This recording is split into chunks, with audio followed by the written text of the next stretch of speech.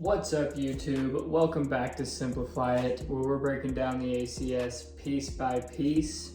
I'm Garrett, a flight instructor, and today we're covering kinds of operation equipment lists. Now again guys, this is not the official setup. This is just gonna be what we're doing for a little bit so I can get these videos out for you guys. But the new setup is coming soon. Alright, so we're talking about kinds of operation equipment lists, which I really pretty much already talked about 2 videos ago when we were initially covering inoperative equipment. But the ACS makes it its own section, so we're going to talk about it, although there's not a ton to say, so it's going to be another short video. So most of the definitions that we get for what a kind of operation equipment list even is going to be in 9167 once again, the advisory circular.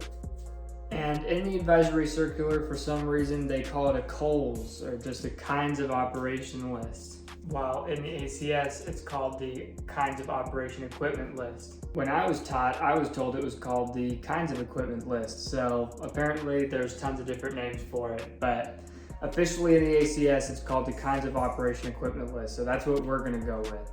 So this is an equipment list that's actually made by the manufacturer. So most of the time it's going to be found in your POH in the limitations section. And the FAA didn't really put out a standard for how to make this list for manufacturers. So from Piper to Cessna to one manufacturer to another, the kinds of operation equipment list is going to be formatted differently.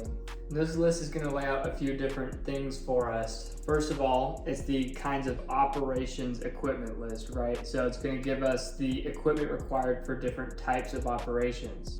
Different operations in this case being day VFR versus night VFR versus instrument and so on.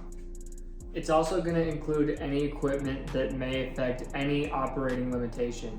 So if you've got a piece of equipment that affects how much load the wings can carry, you can bet that that piece of equipment is going to be on your KOEL. Now, if you remember from 2 videos ago, the KOEL was also part of the process of that inoperative equipment flow that we followed. If you remember, we started with the MEL. Do we have that? Yes or no? Okay, we move on to the next one. The KOEL is part of that process, so if it says that you need something to be airworthy, then if you don't have it or it's broken, then you are not airworthy. And last thing worth mentioning here, back in 91.2.13 again, except part Bravo, and this part just says that anything that's included in the KOEL cannot be included in the MEL. And if you remember from the last video, the MEL, minimum equipment list, is things that we are allowed to fly without. It's a list of things that we can fly without.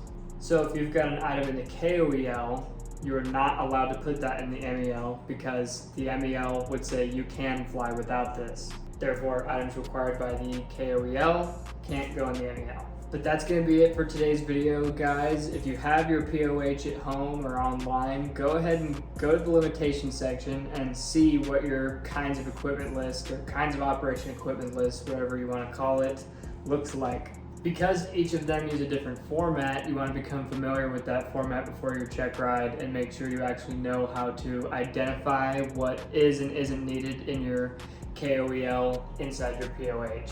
So my homework for you is to go inside your POH and take a look at it. As always guys, if this video helped you out, please like and subscribe, comment down below. Your guys' comments fuel me.